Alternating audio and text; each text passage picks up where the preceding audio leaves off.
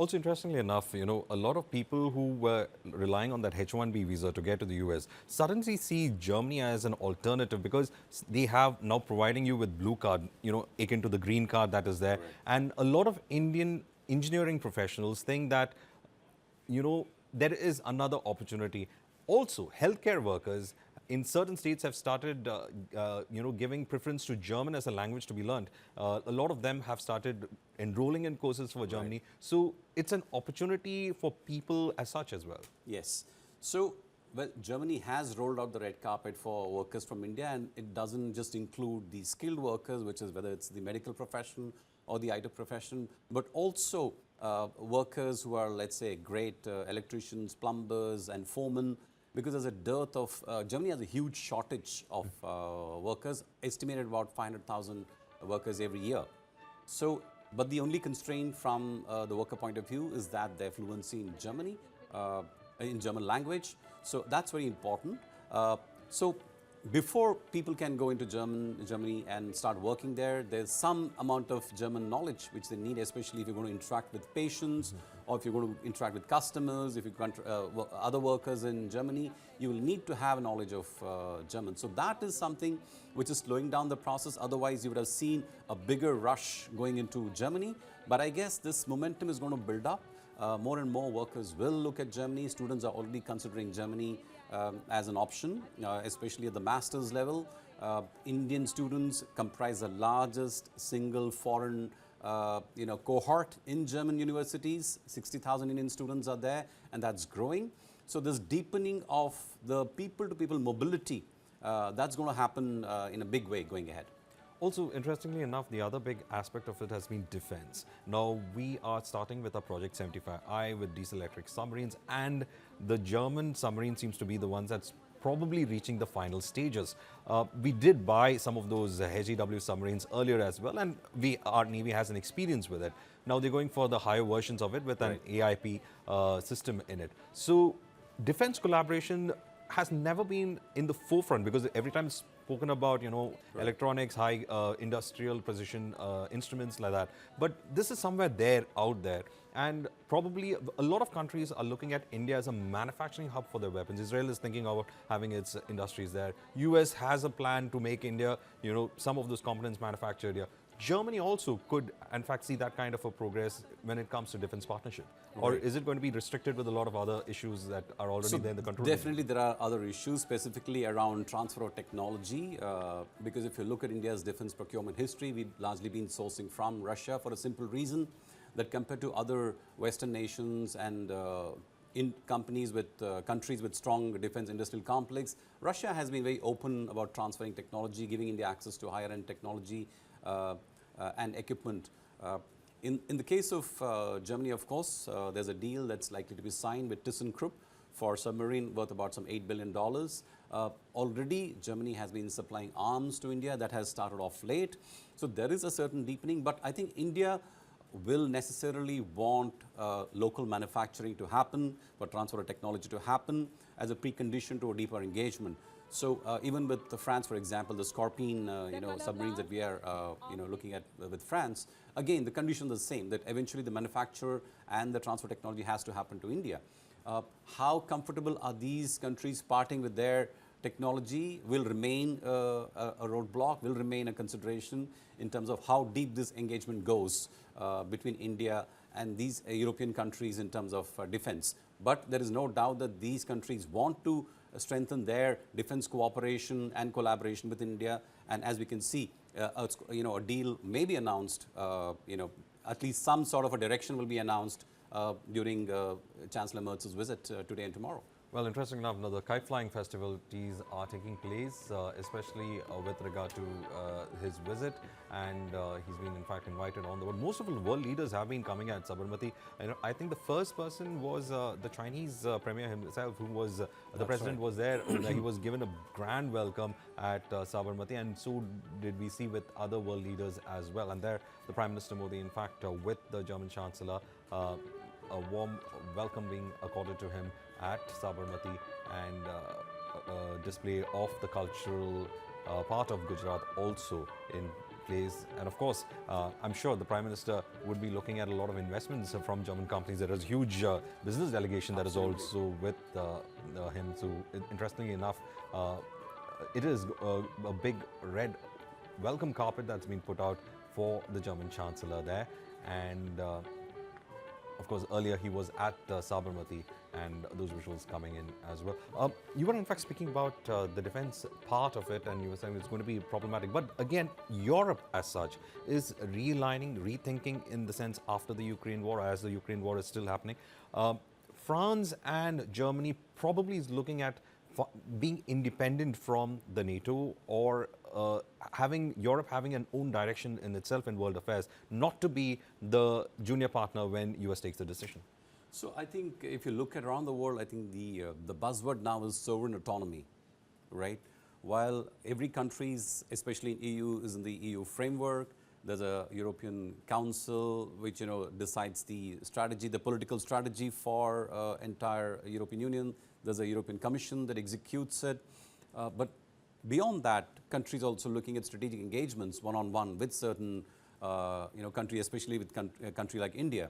So we will see more of that happening, and that's essentially what is happening with India as well.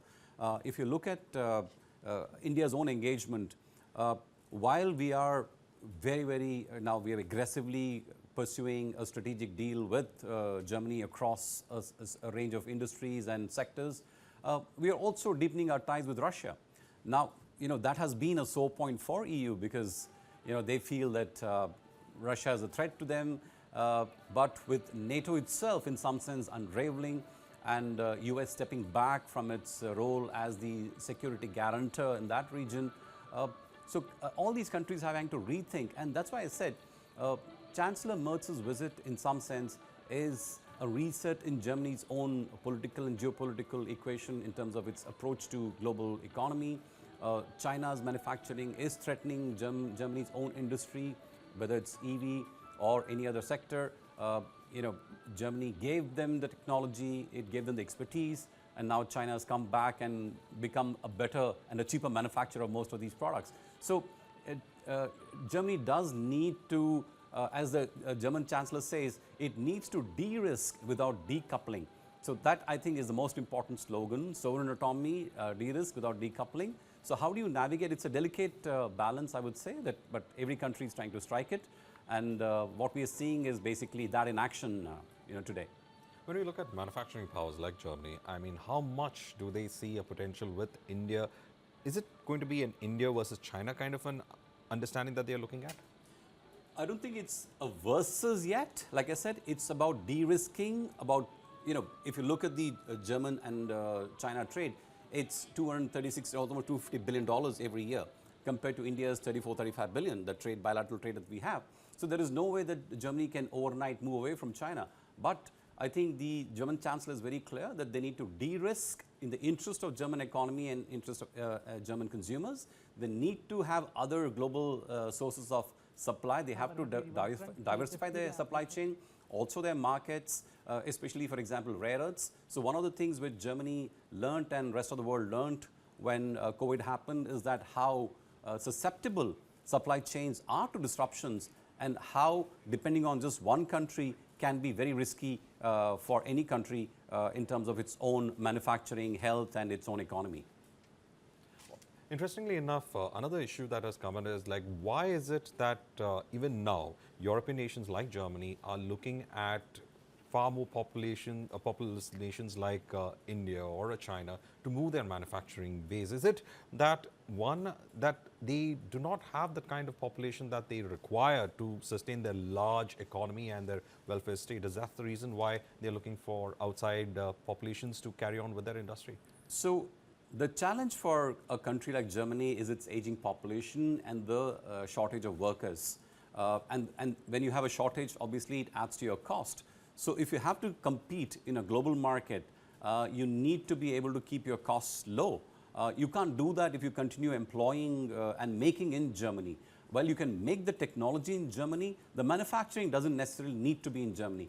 So what we're also seeing is the push towards GCCs, which is a global capability centers, where R&D innovation is now happening in India. There are 2,000 German companies already in India, and every week there are more and more companies coming, setting up their GCCs in India, which is about innovation, about technology. So it's not just manufacturing, but it's also about innovation happening in India. In fact, one of the CEOs who's there, as part of Chancellor Merz's delegation is the CEO of Infineon, which is a semiconductor company which focused on automotive chips and AI and power systems.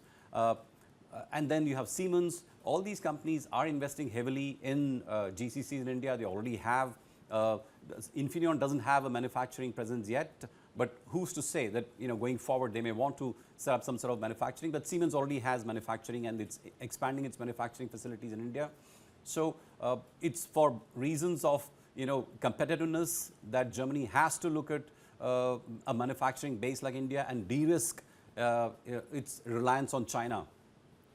When we look at the special relationship that Prime Minister Modi tries to share with the European partners, does that in fact inspire some kind of confidence that the policies when it comes to this government is in fact moving in a direction that facilitates their idea or their agenda of having these manufacturing units in our country, and at the same time it helps us in getting the know-how.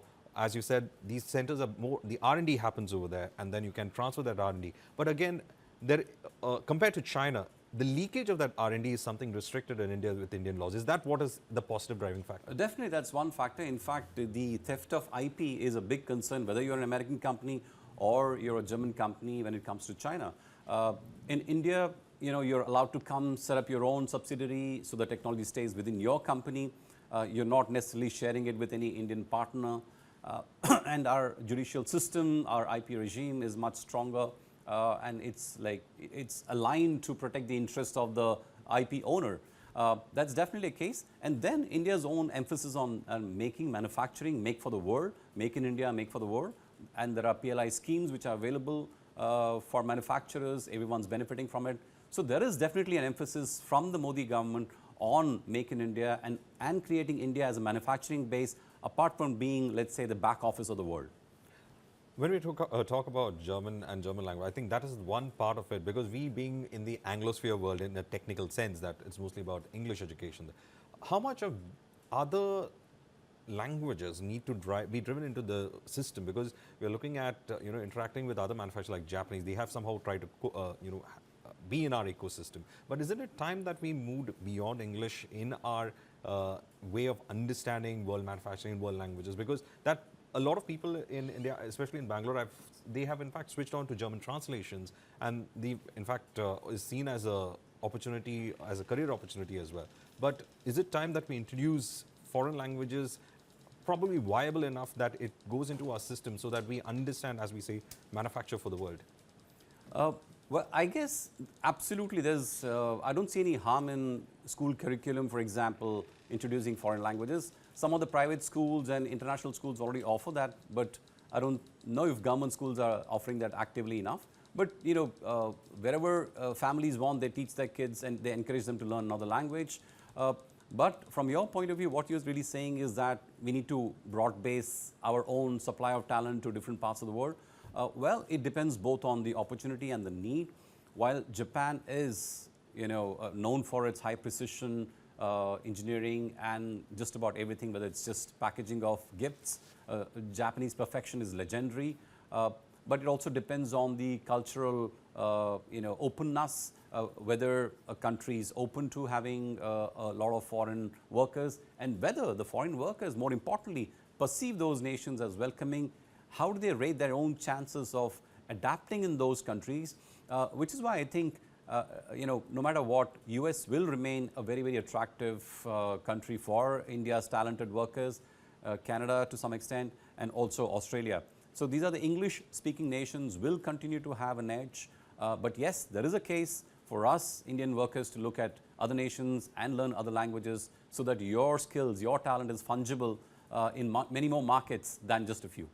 In fact, when we talk about German as a language, a lot of people think that's restricted to Germany, especially in India. But you have German nations, Austria, Luxembourg, Switzerland, a part of it as well. So it's actually a widespread language population that you will be dealing with. So the importance of that language comes out. But Unfortunately, unlike English or French, this doesn't seem to be the language of business at a large level. However, moving on, we were talking about defense, trade, and policies with regard to Germany. But what is that one challenge that India will have to look out when it comes to ties with Germany? Whether it is on the economic front or, as I said, the alignment geopolitically with Russia, is it going to cost you somewhere? So, I think the context really is not just Germany, but EU itself. As you know, we have an FTA, a free trade agreement in the works with European Union. And on January 26th, Ursula von der Leyen, who's the president of the European Commission, she's going to be there. The president of the European Council, Antonio Costas, he's going to be there. Then in February, we're going to have President of France, Emmanuel Macron. So the next, I think, several weeks are going to be very heavily focused on Europe. And we need to see Germany in the context of the EU FTA, apart from Germany itself, because Germany is the largest economy in the EU. It's the engine. But Germany has been in recession for 3 years now. It needs to come out of recession. Under Chancellor Merz, there is a push to increase the government's budget, invest, for example, in defense, and not rely entirely on, let's say, the NATO system. So Germany, like other major European countries, is looking to increase its own defense spending. So there is an opportunity for Germany and India to strengthen their relations, not just on the along the defense sector, but also other sectors. Germany has a very strong climate technology capability. It's Mittelstand. They are small mom and pop owned companies pretty much, but they are world leaders in whatever segment that they are in. So there is a strong opportunity for India to collaborate with Germany's Mittelstand to build our own SME. So that's why Germany, the relationship with Germany is so important for India in that sense. Well, we'll in fact take a look at what's happening out there on the ground at Sabarmati as well. The kite flying is happening. Prime Minister Modi also giving a tour of the place as well. Big festival that is being held in Sabarmati, and there as the red carpet, as everyone would say in a cliche manner, but a red carpet towards investment is what we are looking at. Both the leaders and the people out there welcoming him on the ground.